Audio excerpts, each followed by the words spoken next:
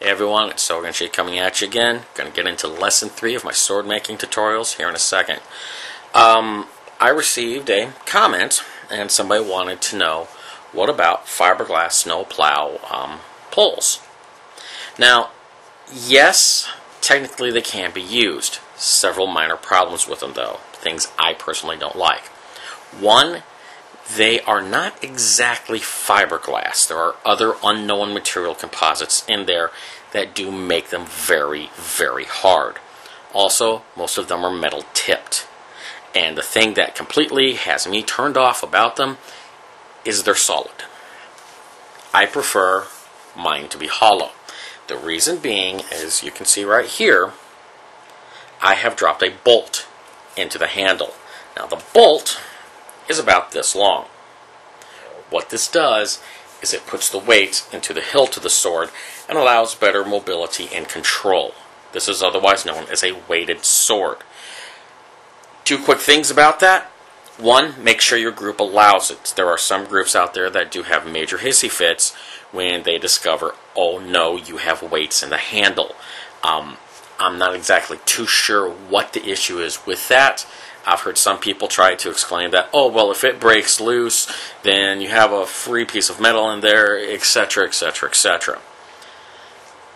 True, but use Gorilla Glue. I coated that bolt with Gorilla Glue, I put it in there, and I let it sit for 48 hours. The only way that bolt is going to be coming out is if I completely break the fiberglass core around it and chisel it out. Gorilla Glue sticks wonderfully to metal and fiberglass. Remember that. Also, it expands, so it's wedged in there good. Okay, now on to the foam. Guys, again, my personal point of view, I'm just generally covering them. I am sorry if I forget a foam that is out there that some people use. I'm not going to go over the 400 plus different foams that are used by different groups. I'm just going to cover the basics, most easy to acquire and simple to get. So first and foremost, Fun Noodle. It's quick, it's easy, it's round.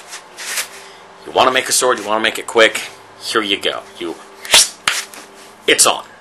It's ready to go. You throw a cover on it, you can go out there, start swinging. We're talking the 5-minute sword. Bad parts.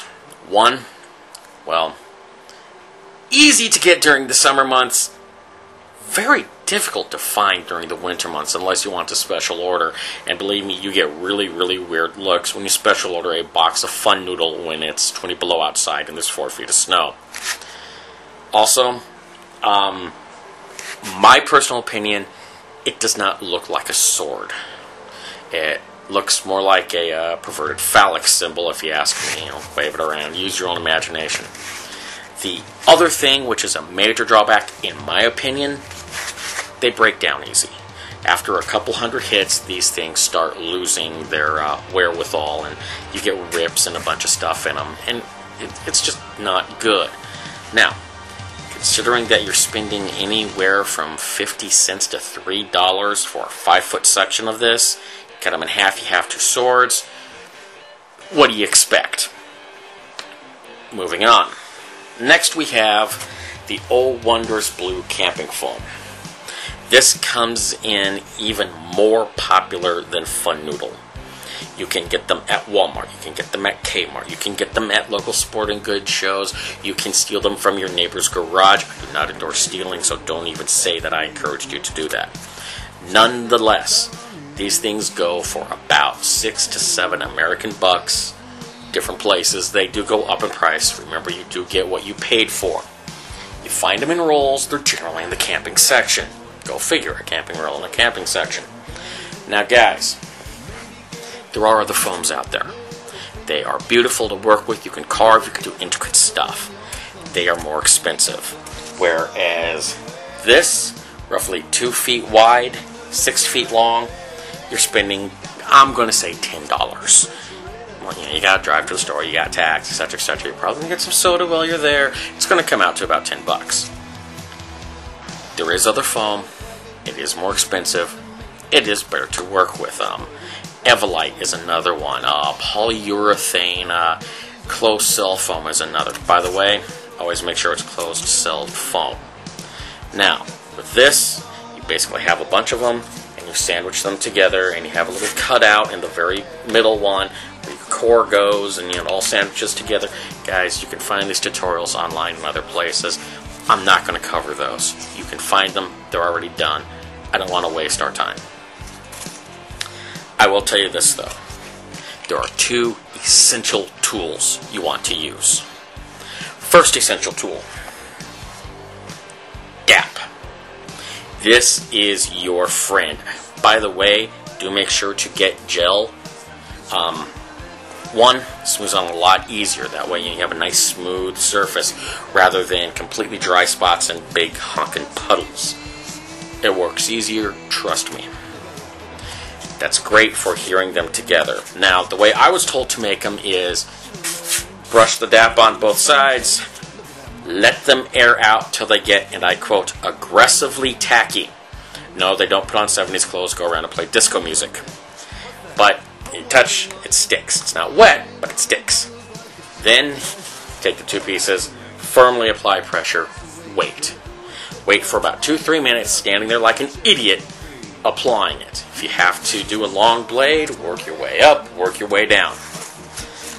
Essential number tool 2. A lot of people think it's the X-Acto knife. Guys, you're going to need this anyway because you got to cut out the foam. It's beautiful, it's nice. But once you have all those things sandwiched together, sometimes the edges don't line up. And I know people who get X-Acto knives and they try to cut it, and guys, you're going to go nuts doing that. Invest $12. Get a foam cutter. It's a hot wire foam cutter. It's generally used in modeling. You plug it in, you turn it on, current goes through a nice little wire here, and it allows you to cut the foam. Go slow. Take your time at it, work with it. Mine is even at an angle so I can actually have the beveled edges for blades. You're only limited by your imagination, creativity, and, well, yeah. Work with it, do what you can. Now, the last bit of foam I'm going to get into is actually molding foam. This is where it gets a little more complicated. And it works. You can go on out and you can find a Halloween sword. Halloween swords, Halloween time.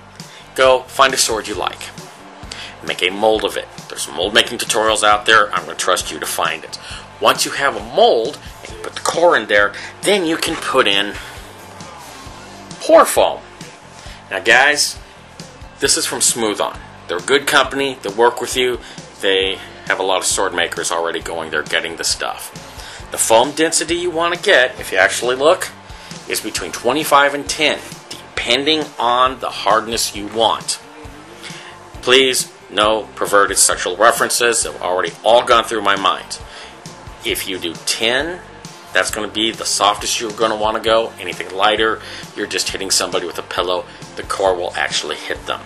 Anything heavier than 25, yeah, that's going to be solid as a rock, and that's going to hurt. You might as well just take off the padding and hit them with the core. Now, guys, got to be careful with this stuff. This isn't just, oh, I'm going to put it together. I've already told you, ventilation, ventilation, ventilation. This stuff you can get high off of. Please don't. I don't want to hear about how you sniffed DAP and you got high and giddy. But do this in a well-ventilated area. Trust me, you breathe in some of these fumes, you will be feeling giddy. Then you're going to throw up and get sick. I have no idea why that happens. I guess it's just karma's way of going, hi, enjoy this. I'm going to torture you. This foam, odorless. You breathe it in, you're going to get sick. No fun stuff, just sick. So guys, remember, safety. If you're going to get that stuff, please read the safety directions on it. Make sure you know what you're doing before you use that stuff. And the biggest advice I can give you, experiment, test, see what works, see what doesn't work. I know people who use double-sided tapes rather than DAP. I know people who go out and get glue rather than DAP. It's what they choose. The only way you're going to find out what works is if you go out there and you're willing to invest a little money, time, and experiment. See what works for you. My next video, I will be getting into the coatings or the covers of the sword. I will be covering the different styles. Then, I'm going to be hopefully getting into 1 or 2 lessons, aka dirty tricks. Please feel free to send a comment, rate it down below. I might put something in here off to the side with a link or 2. I don't know yet. If I don't, sorry. That's it, guys. Yeah, adios for now.